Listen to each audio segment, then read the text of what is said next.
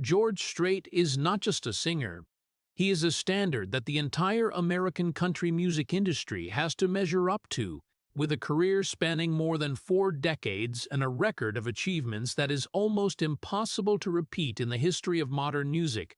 He owns more than 60 songs that reached #1, more than any artist in any genre, with more than 120 million records sold worldwide, making him one of the best-selling artists of all time. He is a member of the Country Music Hall of Fame, where only the greatest names are enshrined. And he is also the winner of numerous major awards, such as the Grammy Awards, CMA Awards, and ACM Awards, in which he holds the record for the most wins at the Academy of Country Music with the title of Entertainer of the Year. His tours draw hundreds of thousands of fans, even breaking the record for the number of tickets sold in the history of concerts in the United States. But what makes him different is not just the numbers, but his consistency. When amid the changing waves of music, he still keeps his traditional country style, does not chase trends, does not trade his identity, and that very consistency has turned him into an icon not only of music, but also of resilience. A man whose name is tied to stability and trust in the hearts of the public through many generations. But behind all those achievements is a void that no award can fill. When his daughter, Jennifer, passed away in a car accident at a very young age, a loss that came too suddenly and cruelly, instead of appearing in front of the media to recount the pain, he chose silence, did not answer, did not explain, did not turn the tragedy into a story for others to consume. He continued to perform, continued to step on stage like a man who had never fallen. But the truth is that pain never disappeared, but only quietly existed through the years, in the way he kept his distance from the world, in the way he protected his remaining family, in the way he never mentioned what had happened. His strength does not lie in overcoming the loss, but in accepting to live with it, continuing to stand firm even though inside he had changed forever. And that very silence, without noise, without excuses, is the clearest proof of the strength of a man who has learned to move forward without needing to say how much he has hurt. Before stepping into the journey behind the spotlight of George Strait, please hit subscribe and leave a heart as a quiet way to accompany the untold story. If you believe that there are pains that do not need to be spoken but still deserve to be heard, please stay until the end, because the next part will reveal the truth that he has kept silent throughout his life. But George Strait's story does not begin under the stage lights or with endless rounds of applause, but from a much harsher place, where emotions are not named and pain has no language to exist. He grew up in Texas, among fields so vast that humans become small, among cowboy life, where strength is not a choice but a necessity, where men are not allowed to be weak, not allowed to talk about emotions, and even less allowed to stop to admit that they are hurting. From a very young age, George had to face a break that he never truly understood, when his parents divorced and the family was torn apart. A part of life left with his mother, leaving behind a void that no one explained, no one filled. He stayed with his father in a world where affection was not shown through words or hugs, but through silence, through work, through long days when no one asked how he was feeling. There were no deep conversations, no moments of sharing, only a boy learning to adapt to the absence, learning to understand himself without anyone explaining. That did not make him collapse, but it quietly shaped the man he became in a way that even he did not realize. A man of few words, closed off, not used to expressing emotions, and gradually believing that keeping everything inside was the only way to survive. In that environment, where strength was measured by the ability to endure, George did not learn to talk about pain. He learned to live with it without letting anyone see. Those childhood days passed not with bright memories, but with long silences where he stood in the middle of his family but still felt like he was on the outside, as if some part of him had been left behind very early and was never found again. No one told him that was a loss. No one taught him how to name that feeling, so he just continued to live, continued to grow up, carrying something unclear but always present, a void that could not be filled, a sadness without shape. And right in that long silence, a habit formed. Not the habit of a normal child, but of a person who learned to hide emotions even before understanding what they were. Learned not to demand attention, not to seek comfort because he had gotten used to not having them. What makes the story heavy is not what happened, but what was never spoken, never explained, and never healed. A childhood without a language for pain does not create visible wounds, but it leaves much deeper marks. Marks that followed him throughout his life, seeping into the way he loved, the way he lived, and the way he faced loss later. Because when a child grows up without knowing how to talk about his own pain, it does not disappear. It just stays silent, waiting for a day when it is big enough to come back, without noise, without warning, but strong enough to change everything. And perhaps, right from those early years, when the little boy George stood in the middle of a family that was no longer whole, no one knew that that silence would follow him throughout his life, become the way he existed and also the way he endured the greatest losses later, that no song could ever name. George Strait's silence followed him as he grew up, clinging to every thought, every choice, to the point that when he stepped into adulthood, he did not try to break it, but only tried to run far away from it, as if changing spaces could lighten the things that had never been spoken. He did not start with country music, as many people still think, did not grow up with the traditional melodies of Texas like a destined fate. But in his young years, he was drawn into a completely different kind of music, the music of the Beatles, of electric guitars, and melodies carrying a freedom he had never had. Because rock did not require him to stay silent, did not force him to suppress his emotions. It allowed him to feel something that his previous life had never given him the chance to experience. But even when attracted to music, he still did not know where he belonged. And perhaps that was the reason he decided to join the military, a choice not out of passion, but because he needed an escape, needed to leave Texas, leave the unclear but always heavy memories, leave the feeling of being left behind that he had never been able to name. In the military environment, where everything was arranged with discipline, George found a different kind of order, a stability he could hold on to, but the silence inside him still did not disappear. It only changed form, becoming deeper, more discreet, and it was during his station time in Hawaii, when the distance from home was great enough for him to look back at himself, that music returned as something inevitable.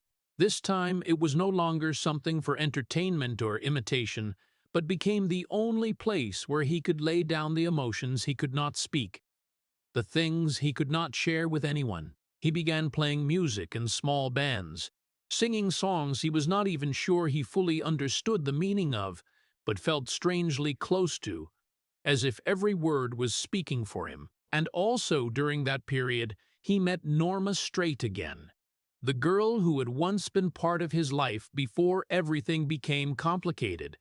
A relationship without noise, without drama, but it brought him a feeling he had never had, the feeling of being seen, of being allowed to stay without having to pretend to be strong. They got married when they were very young, not because they understood everything about each other, but because they believed they could build something more stable together than what they had been through. But even in love, George still carried his silence with him. He was not a man who talked much, not a man who easily shared, and Norma was not there to change him, but to learn to accept that person. A man who was not good at talking about emotions, but was always there in his own way. Music at this point was no longer a hobby or a dream. It became the only way for George to release the things that could not be put into words. The voids from childhood, the feelings of being lost, the thoughts he did not know where to place except in melodies. He did not write everything out, did not tell every story, but every time he held the guitar, every time he raised his voice to sing, that was when he was closest to himself, closest to the emotions he had learned to hide throughout his life. And perhaps that is exactly why music was not only the path that led him to success later, but also the only place that helped him survive without having to break the silence that had become part of who he was. A silence he could not leave behind, only carry with him, and learn to live with it in a way that no one else could understand. But even when music had become the only place where George Strait could breathe fully, the road ahead of him did not open up with opportunities, but with the familiar silence that had followed him since childhood, only this time it did not come from family, but from an entire industry that did not see him. After leaving the military, he returned to Texas with a fragile belief that he could pursue music seriously. No longer temporary playing sessions, no longer nights singing to forget himself, but a real choice. A path he was willing to follow to the end even without knowing where it would lead. He and his friends formed a band, later known as Ace in the Hole, and began performing at small bars, local halls, places where the lights were never bright enough and the audience was sometimes just a few people scattered around, not really listening. That was not the stage of dreams, but a place that tested patience, where every song had to fight to exist amid the noise and indifference, where a voice, no matter how sincere, could be overlooked, as if it had never existed. George did not stand out in the way the industry at that time was looking for. He did not bring commercially fresh novelty, did not have a glamorous appearance, did not chase the trending sounds, but on the contrary, he held tightly to the traditional music that many people thought was outdated, too simple, too old-fashioned to compete in a rapidly changing market. When he brought his music to Nashville, the center of country music, he did not receive a welcome but polite headshakes, quiet refusals clear enough for him to understand that he did not fit, that what he was doing was not what they wanted to sell to the market. There were no contracts, no promises, no signs that he was on the right path. Only days continuing to pass in repetition, performing, driving, waiting, then performing again, as if his life was stuck in a loop where no one knew where the end was. There were nights he stood on stage, singing songs he believed in. But looking down, he only saw eyes glancing past, not stopping, not connecting, as if he was speaking a language no one wanted to understand. But what was remarkable was not that he was rejected, but the way he responded to that rejection.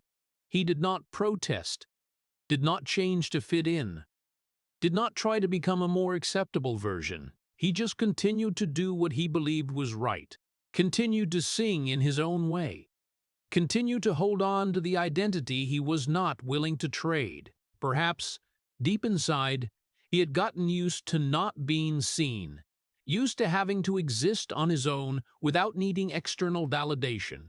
And that was exactly what kept him from stopping, not because he was sure he would succeed, but because he did not know how to do anything else except keep moving forward.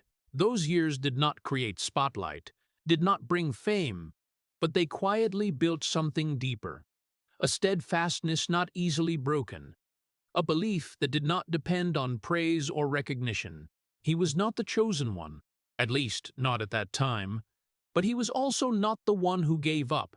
And in the long silence of the years when no one wanted him, George Strait still stood there, still sang, still waited for something he could not see, but still believed it existed somewhere ahead, even if the road to it might be longer than anyone had ever imagined. And then, after the long years when it seemed no one was really listening, the door that George Strait had patiently waited for finally opened, not with an explosive moment or a dramatic turning point, but with a small opportunity that if one was not persistent enough, one might have missed it long ago. When he signed his first recording contract after many years of quietly existing on the sidelines of the industry, that was not a big victory in the way people usually imagine, with no bright lights or immediate praises, but only a chance to record, to release, to test whether the music he had persistently preserved could find its place or not. His debut album, Straight Country, was born in a context where the country market was heavily influenced by pop trends.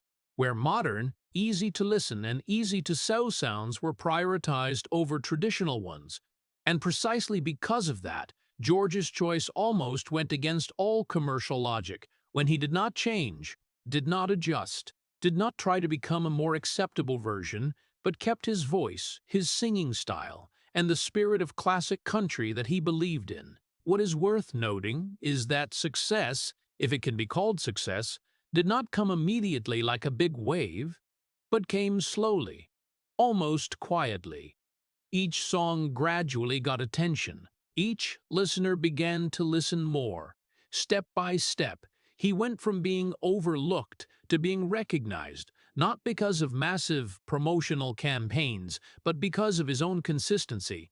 There was no overnight leap that took him to the top, no moment when everything changed completely, but only a prolonged process, where each step forward was small, but enough to create a clearer path over time. While many artists chose to adapt to trends to quickly gain fame, George chose a slower, harder way, but more honest with himself, and that made his journey not easy, but also not easily broken.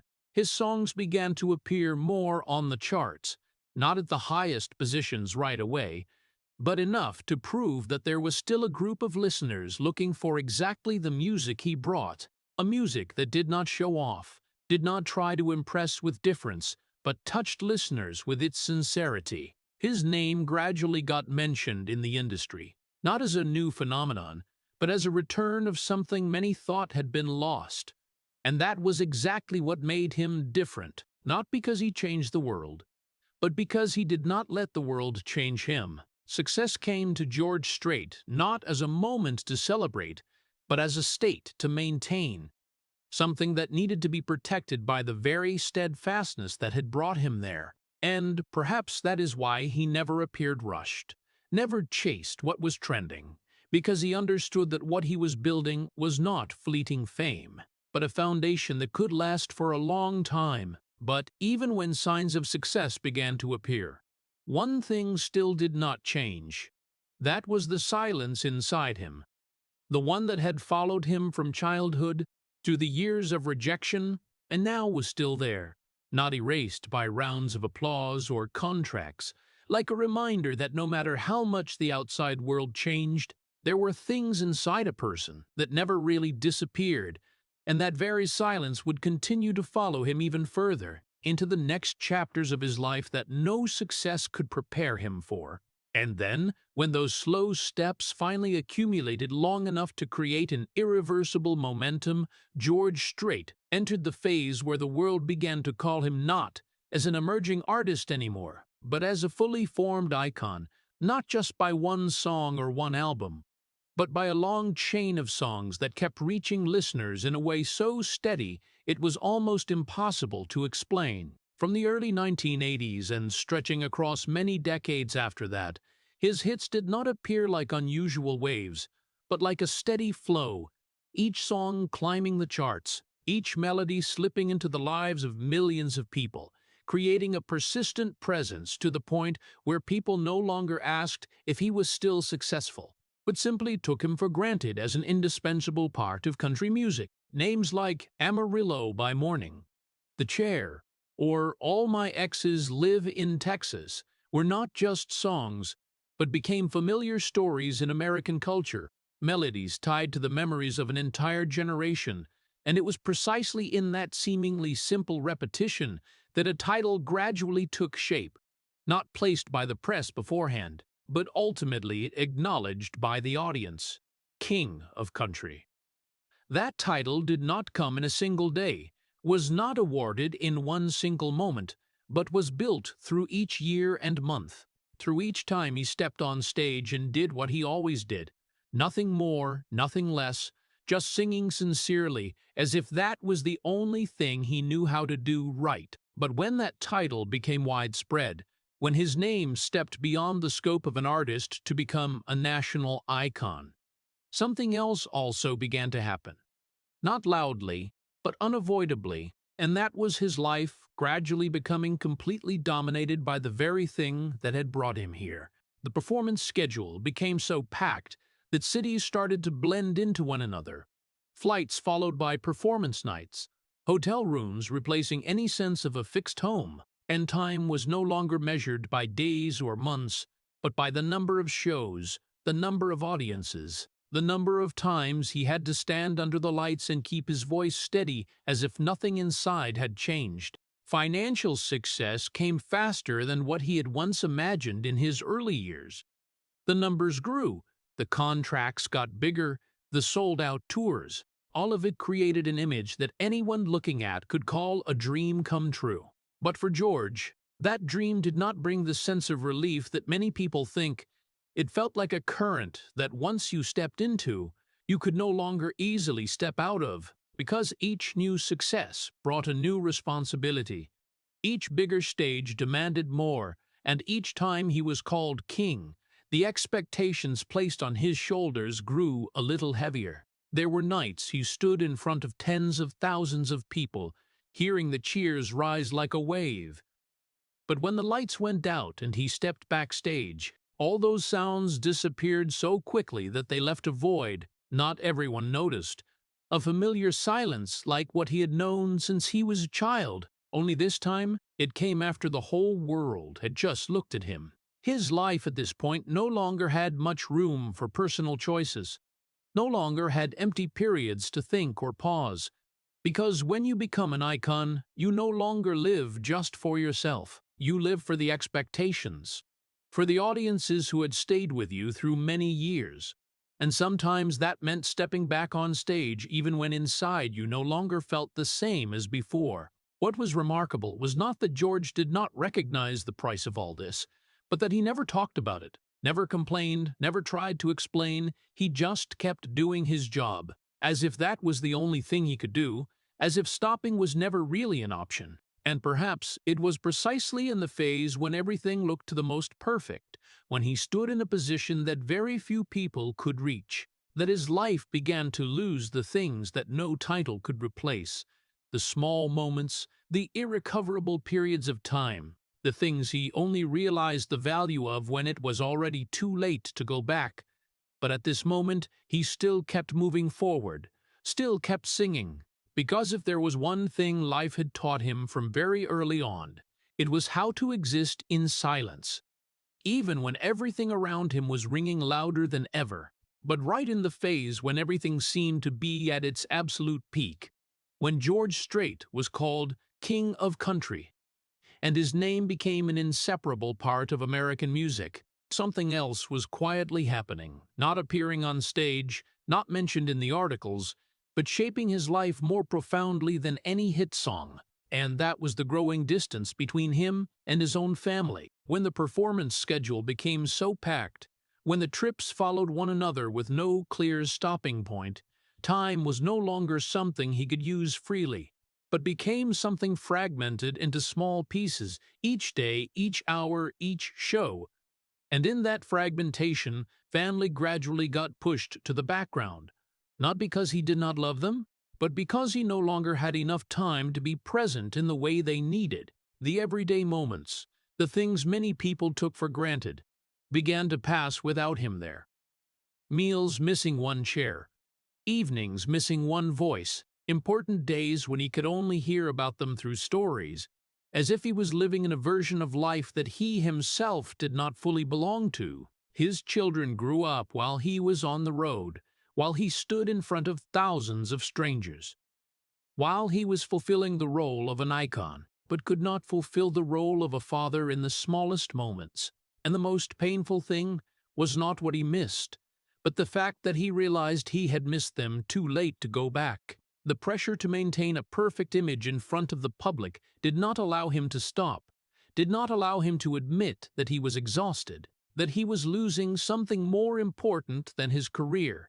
Because when you become the icon of stability, you do not just represent yourself, but also what others believe in you. And sometimes that means continuing to smile, continuing to sing, continuing to stand strong, even when inside you are gradually cracking. George was not someone who talked much about emotions, not someone who easily opened up, and that very thing made the distance in the family not appear as a clear conflict, with no big arguments, no harsh words, but only a prolonged silence, a gap that grew larger and larger that no one really knew how to fill. He did not share what he was feeling, did not talk about the pressure, did not talk about the fatigue, did not talk about the worry that he was gradually losing the most important things. And when those things were not spoken out, they did not disappear.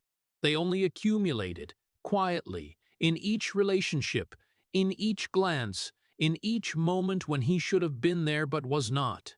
His family did not leave him, did not turn their backs on him, but the distance still formed, not because of a lack of love, but because of a lack of presence, a lack of conversations, a lack of times when he stopped long enough to truly be with them. And perhaps what made the story heavier was that all of this happened while he was at the peak of his career, when the world looked at him as a model of success, when everything on the outside seemed perfect, but inside, there were things gradually slipping away that no title could hold back. George continued to move forward, continued to do what he had always done, continued to keep silent, because that was the way he had learned from very early on, the way he faced things that were hard to say, not with words, but with endurance.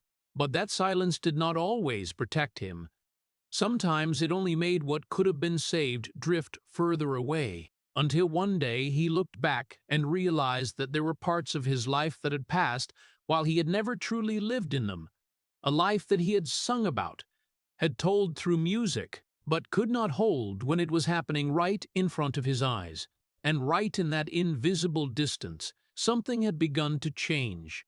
Slowly, irreversibly, as if life was quietly preparing for a bigger turning point, a loss that no success could help him face. But at that time, he still did not know, still continued to move forward, still believed that he could keep everything in the right place, even though reality was gradually proving the opposite. And in all those things that were gradually slipping away, there was one thing that still remained.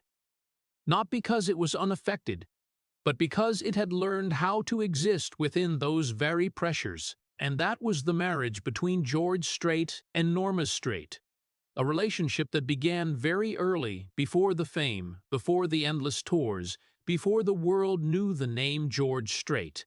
And precisely because of that, it was not built on the spotlight, but on ordinary days and months, simple hopes and the belief that they could go through anything ahead together. But when life changed, when the career began to take over every slot of time in the day, that relationship also had to change along with it.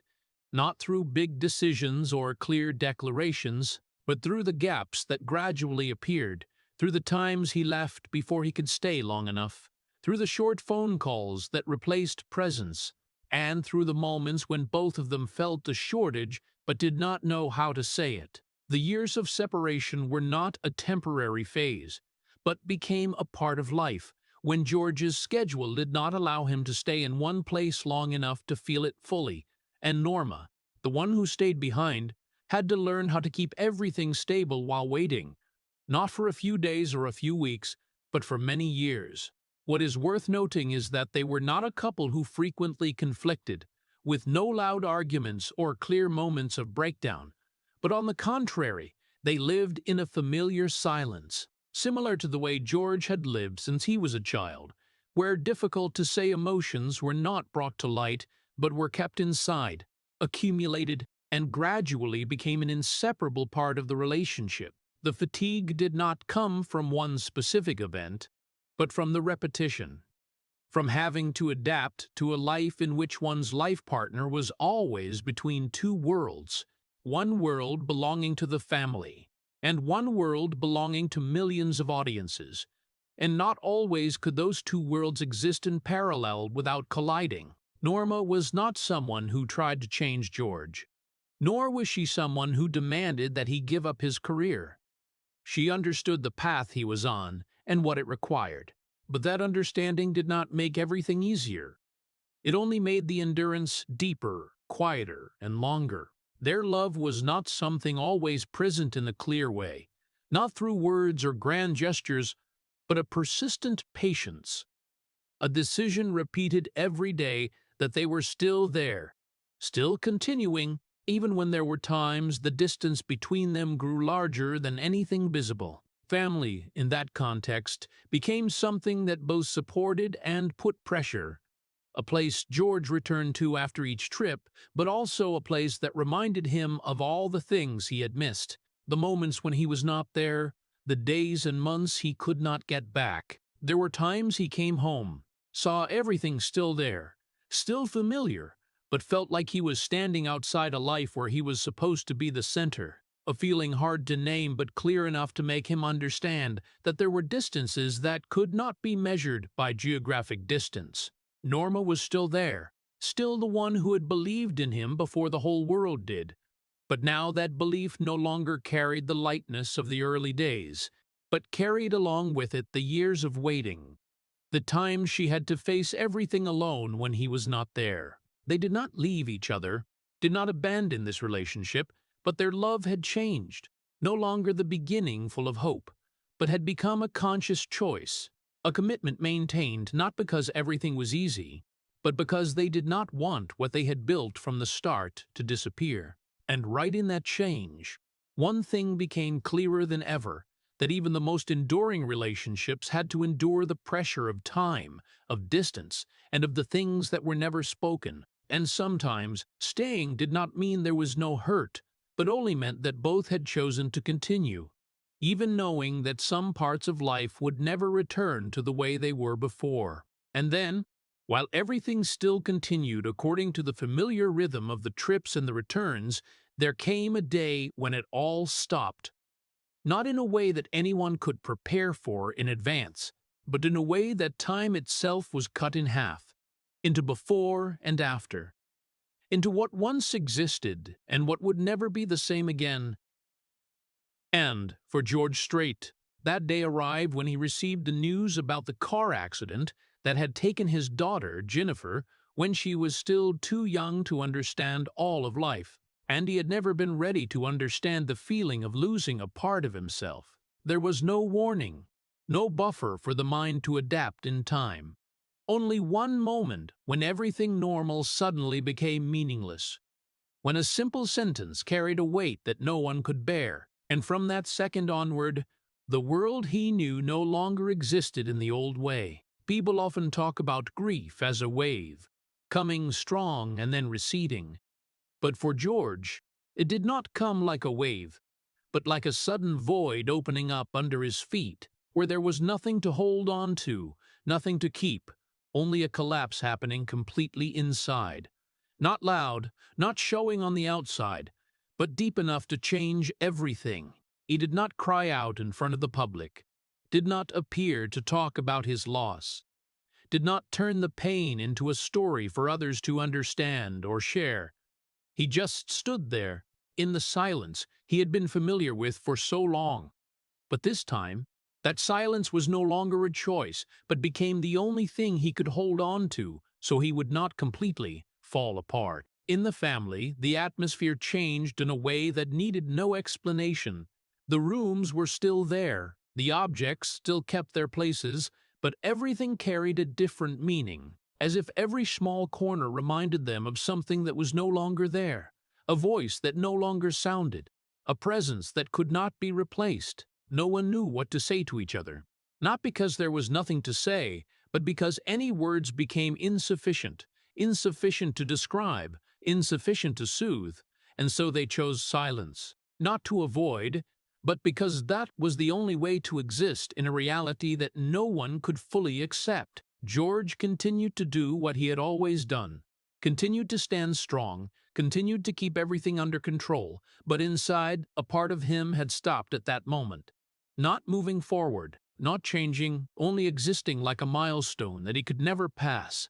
People could look at him and see a man who still continued his career, still performed, still kept a strong image. But what could not be seen was the most important part, the part that had been taken away with no way to replace it, the part that made every success afterward feel different, no longer carrying the same meaning as before. There were evenings he returned home, where it used to be the stopping point after long trips, and realized that the quiet was no longer something familiar, but had become something heavy. an absence that could not be filled. And in those moments, he did not try to explain or name his emotions. He just continued to keep it inside, the way he had done throughout his life. His family did not fall apart, did not leave each other after the incident, but they were no longer the same as before, no longer the people of ordinary days, but had become people trying to exist in a reality that had changed forever, where each passing day carried the memory of something lost. The silence that enveloped them was not just the absence of words, but a change in the way they looked at each other, in the way they understood life, in the way they continued to move forward without an important part of themselves. And for George, the hardest thing was not facing the pain in one moment, but living with it through each day, each year, with no clear ending, no moment when he could say he had gotten over it. A part of his life had stopped on that day, not in the sense that he did not continue living, but in the sense that one version of him, one part of his being, had stayed forever in the past, together with the memory of his daughter. And from then on, everything he did, every place he went, every song he sang, carried the trace of that moment. A moment that no music could erase, no words could explain, only something that could be carried, quietly, as an inseparable part of himself. After the day when everything stopped in a way no one could prepare for, George Strait did not try to explain what had happened, nor did he try to turn his pain into a story for the world to understand. But he chose another path, the path he had been familiar with for so long, which was to keep everything in silence, as if there were losses that could not be touched with words, because once spoken, they would become too real to bear.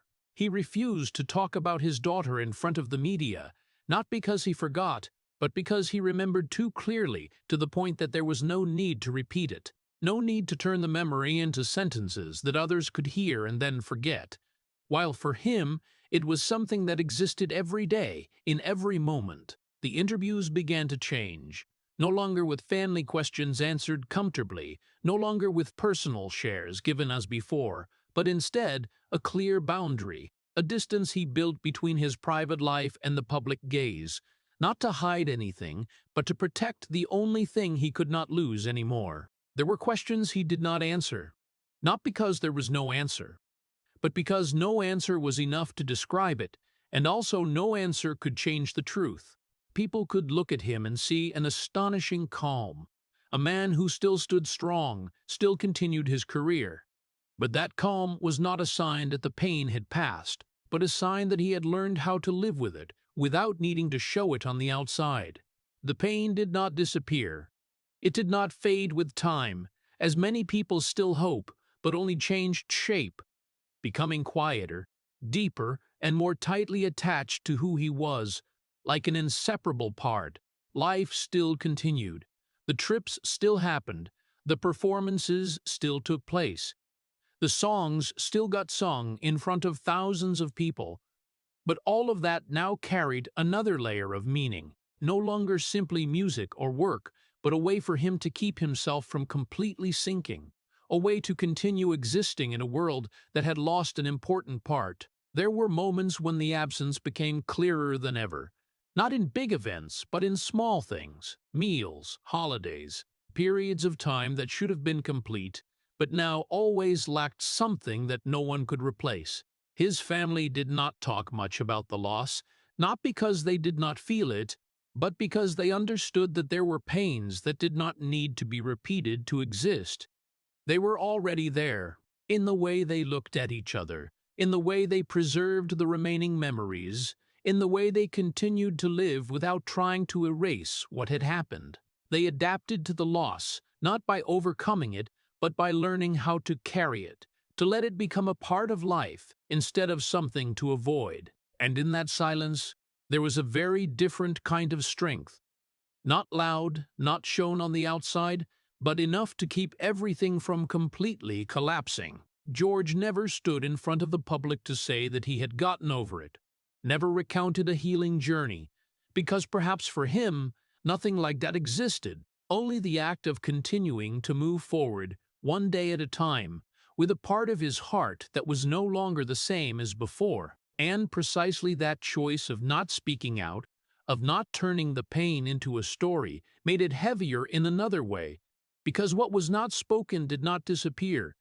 It only stayed longer, deeper, and became an inseparable part of the person. In the world of George Strait, the pain had no voice, had no clear shape, but it was present in everything, in the way he lived, the way he worked, and the way he continued to move forward without ever turning back to explain to anyone about what he had lost. But if silence was the way George Strait kept himself from breaking apart, then music was the only way that helped him continue to exist without losing himself. And so, after the incident, he did not leave the stage, did not stop to disappear from the lights, but returned to it in the quiet way like every other important decision in his life, without announcements, without explanations, simply stepping back up and singing as if that was the only thing left that he knew how to do. To outsiders, that might look like resilience, like a man strong enough to overcome the pain and return to his work. But for George, continuing to perform was not a sign of having overcome it, but a way to keep from sinking completely, a rhythm that helped him keep the days moving forward when everything inside had changed. His music began to carry a different depth, not because he intentionally changed it, but because the person he was had changed. And when a person changes, the way they sing, the way they feel each word, each melody also changes along with it, whether they want it or not. The song still talked about love, about life, about the familiar things that audiences had connected with him from before, but there was something in his voice that became heavier, slower, as if every lyric had to pass through a deeper place before it was lifted up. He did not write songs directly about his pain, did not turn the loss into a clear theme in the music, did not tell his own story through the lyrics, but that very act of not speaking made everything clearer to those who listened long enough, because there were emotions that did not need to be named and could still be felt. The stage, in a way, became the only place where he could exist fully, not because it was where he escaped from reality, but because it was the only place where he did not need to explain anything, where he could stand in front of thousands of people while still keeping the silence inside himself, because music had spoken for him for so long already. There were moments during the performances when the lights shone down and the audience sang along with every lyric. George stood there, not as someone sharing his pain, but as someone holding it long enough so he could keep singing, and it was precisely in that fragile balance that he found a way to continue. The way he viewed music also changed over time. No longer a path to success, no longer a goal to reach, but became a part of the process of existing, something inseparable from who he was, just like the silence had once been. He no longer needed to prove anything, no longer needed to chase new heights, because what he was doing was no longer about achieving something, but about holding on to what was left. And perhaps that was the reason his music, in this phase, carried a different feeling. Not polished perfection, but a truthfulness coming from a person who had gone through loss without trying to hide it. Even though he never named it, people still came to hear him sing, still applauded, still loved the songs that had been with them through many years. But for George, each time standing on stage was no longer simply a performance, but once again him proving to himself that he could still continue, that he could still keep the rhythm of life, even though inside it was no longer the same as before. And precisely in that continuation, without noise, without show, there was a very particular kind of strength. Not the strength of overcoming, but the strength of not stopping, even when there was no guarantee that the pain would lighten with time. And while music became the place that helped George Strait continue to exist, family, the remaining part of what he could not lose anymore, gradually became the center that everything else had to revolve around, especially the relationship with his son, Bubba Strait, who was not only a son, but also the last thread keeping him connected to the life ahead. After the incident, when one part of the family was gone forever, all the attention, all the emotions that before could have been scattered, by work, by the trips, now concentrated again, clearer, heavier, and in that concentration, the role of a father was no longer something he could postpone or put aside.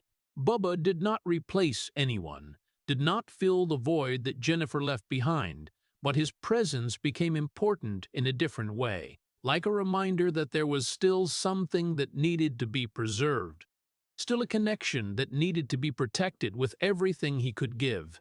The relationship between them was not always built from long conversations or deep shares, because George was still the quiet man he had always been. But their bond showed through more concrete things, through working together, through composing together, through spending time in the space that both of them understood, which was music. Bubba became a part of his father's creative process, not just as a collaborator, but as someone who understood the silences that George never expressed in words.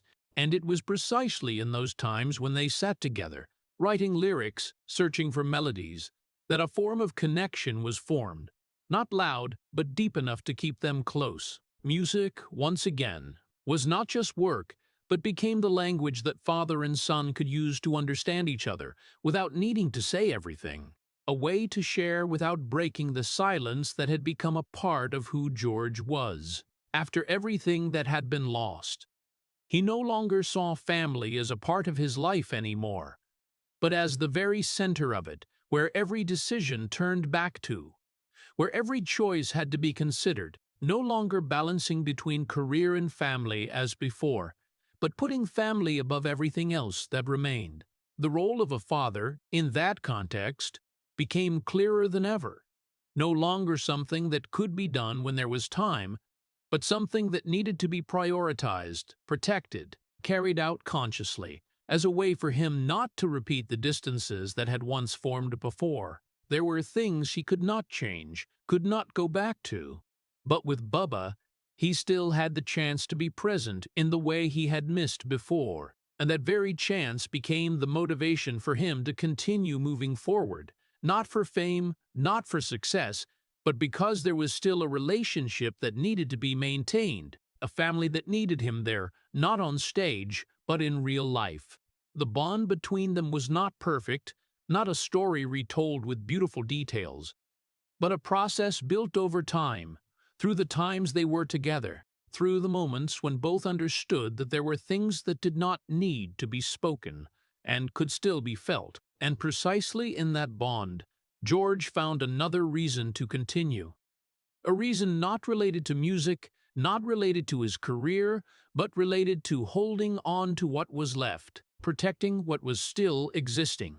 He did not talk about it in front of the public, did not turn this relationship into a part of the image others saw, but in the way he lived, in the choices he made. It was clear that family, and especially Bubba, had become the support he could not do without. And perhaps, after all, when everything else could change, could be lost, this very bond was what helped him stand strong. Not because it erased the pain, but because it gave him a reason to continue living with it, one day at a time, without completely losing himself. And when what was left in life gradually became clearer, when family was no longer a part in many choices, but became the only center, George Strait began to change the way he was present with the world.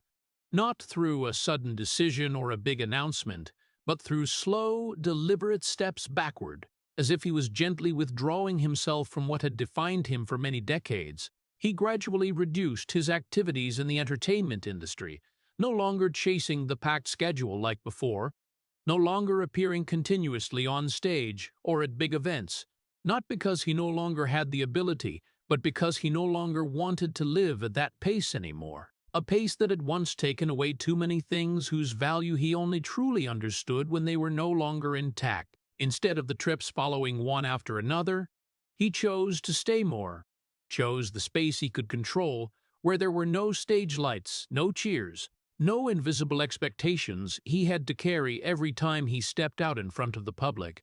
The ranch in Texas became the place he returned to, not as a symbol of success, but as a shelter, a space quiet enough for him to live without needing to perform, without needing to maintain any image other than his true self. There, life was not measured by the number of shows or the numbers on the charts, but by much simpler things.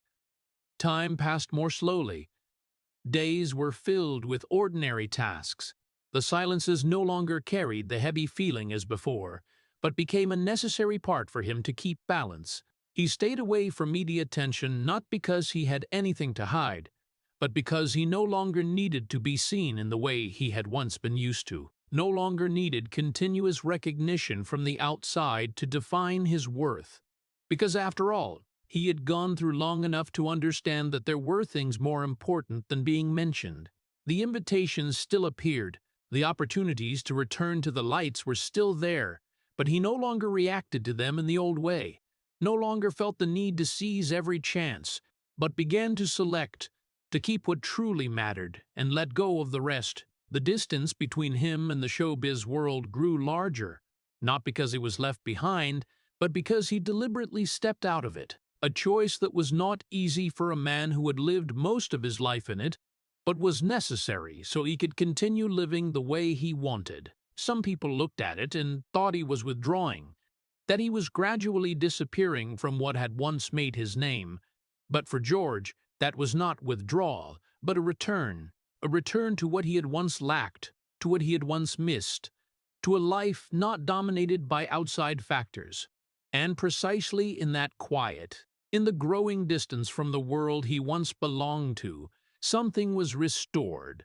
Not what had been lost, but the ability to live without having to chase, the ability to exist without needing to prove.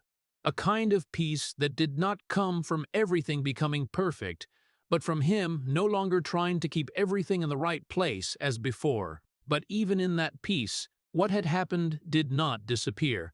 It only became less noisy, less present on the surface.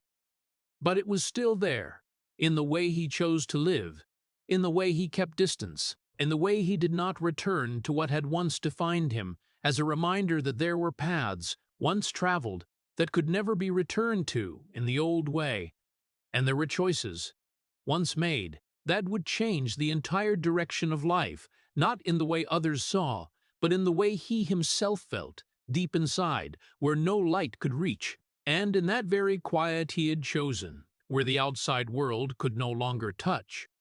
There was another part of George Strait that still existed, unseen, untold, and never brought out in front of the public. That was the inner world he had kept private throughout his life, not because he had nothing to say, but because he had never learned how to speak the most important things. His deepest emotions had never been shared publicly.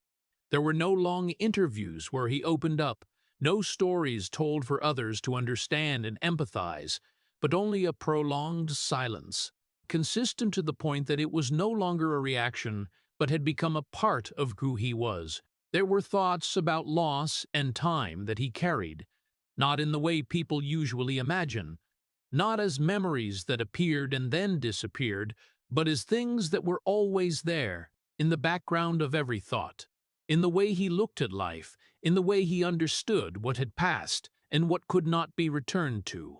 Time, for him, was no longer something that simply moved forward, but became a measure of what had been lost, a way to realize that there were moments, once past, that would never be lived again, no matter how hard he tried. But he did not talk about that, did not turn these thoughts into words, did not try to share to lighten the burden, because perhaps for him, keeping them was the only way to keep them from being distorted, from being simplified into stories that others could hear and then forget. Silence, over time, was no longer something he chose, but became the way he existed, his own language that he used to face the world, where not everything needed to be expressed in words. He did not seek empathy from the public, did not expect anyone to fully understand what he had been through, because he knew that there were experiences that could not be shared completely, not because others did not want to understand, but because they simply could not be conveyed. That did not make him distant in a cold way, but only made him more private, keeping the most important parts of himself in a place no one could reach. His inner life, therefore, became something no one really knew clearly, not because it did not exist, but because it had never been brought out for others to see. People could know about his career, about his achievements, about the songs that had become a part of culture. But what happened inside him, the thoughts that appeared when he was alone, the emotions he did not name, still remained beyond the reach of all. There were evenings when there was no more music, no more lights, only him with himself. Those thoughts could become clearer, but even then, he did not try to explain them, did not try to turn them into something understandable, but just let them exist as they were. And perhaps precisely in that lack of clarity, in not trying to define everything, he found a kind of balance, not absolute peace, but the ability to live with things that could not be changed without needing to break himself. His silence was not an emptiness, but a space that contained all the things he had never spoken, a space he had built over time, through losses, through choices, and through the very way he decided to live his life. And in that space, though no one could see it clearly, there was one thing that was always present, not loud but undeniable. That was what he had lost, what he still carried, and the way he continued to move forward without needing to explain to anyone about what was happening inside him. And when looking back at George Strait's entire journey, what emerges is not a perfect story as many people once believed, but a life built from two parallel parts existing side by side. One side, the success that the whole world could see, and the other side, the losses that he had never truly spoken about. He reached a peak that very few people could touch, became an icon of country music, a name tied to stability, to hits that stretched across many generations, to an image that people trusted almost completely. But even at that peak, his life still could not avoid the deepest cracks, the things that could not be repaired, could not be replaced, and could not be forgotten. A life like that could not be called complete, because completeness requires a balance that he had never truly had, between what he had achieved and what he had lost, between the light of the stage and the silence of his private life, between the joy that music brought and the pain that no melody could erase. Music, for George, was not only the path to success, but the place that contained his entire journey, where both joy and pain existed together, not separate, not opposing, but blending into each other in a way that only those who had gone through loss could understand. There were songs he sang from the beginning of his career, but over time, their meaning changed, not because the lyrics were different, but because the person singing them had changed. And each time he raised his voice, it was no longer about recreating a familiar melody, but once again him facing himself with what had passed and what still remained. Family, after all, became the center of every choice he made, not because he had just realized its importance, but because he had clearly understood the price of losing and was no longer willing to lose anything more. Every decision of his, from reducing his activities, choosing a quiet life, to keeping distance from the outside world, all came back to one common point, which was to hold on to what was left, to protect the connections he could still touch. But the most important thing in this story is not that he had found a way to heal, because the truth is, he never did that.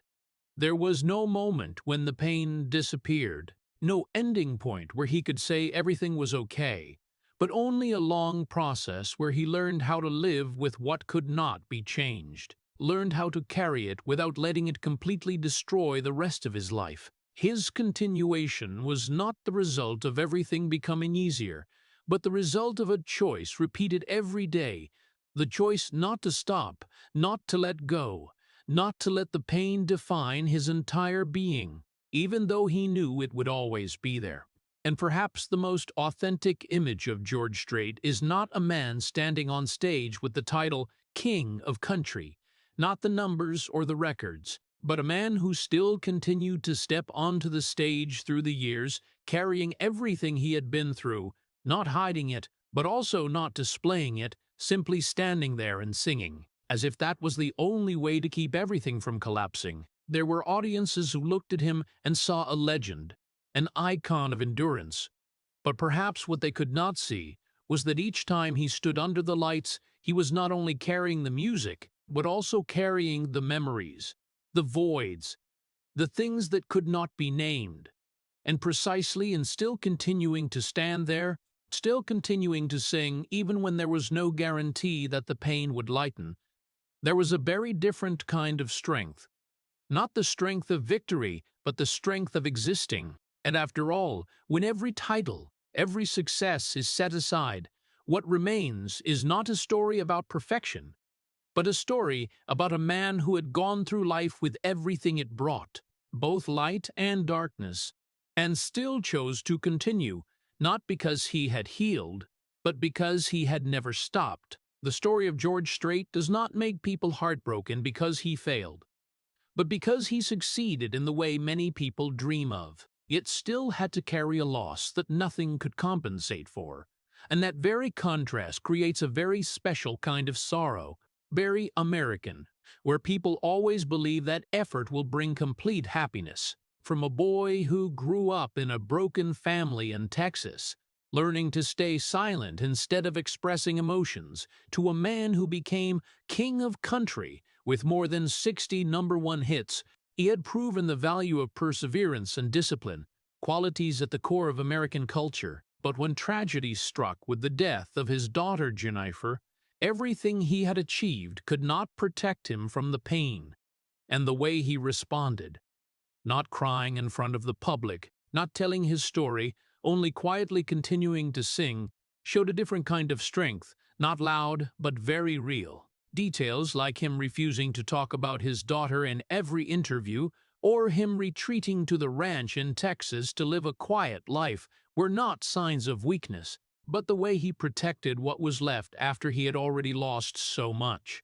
The relationship with his son Bubba, working together on songwriting, also showed that he did not give up on life, but chose to hold on to what remained more fully. The lesson here is not, be strong and overcome everything, but to understand that there are pains that do not need to be overcome, only to learn how to live with them without losing yourself. In a society like the United States, where success is often measured by achievements and outward image, George Strait's story reminds us that the true value of a person lies in how they face loss, how they continue to live when there is no guarantee that tomorrow will be easier. And sometimes, simply standing firm, simply continuing to move forward, is already a big enough victory. If the story of George Strait has touched you, please hit subscribe and leave a heart as a quiet way to pay tribute to a man who has silently carried pain throughout his life. Thank you for staying until the end, and see you in the next video where we will continue to explore the stories behind the spotlight that not everyone has the courage to tell.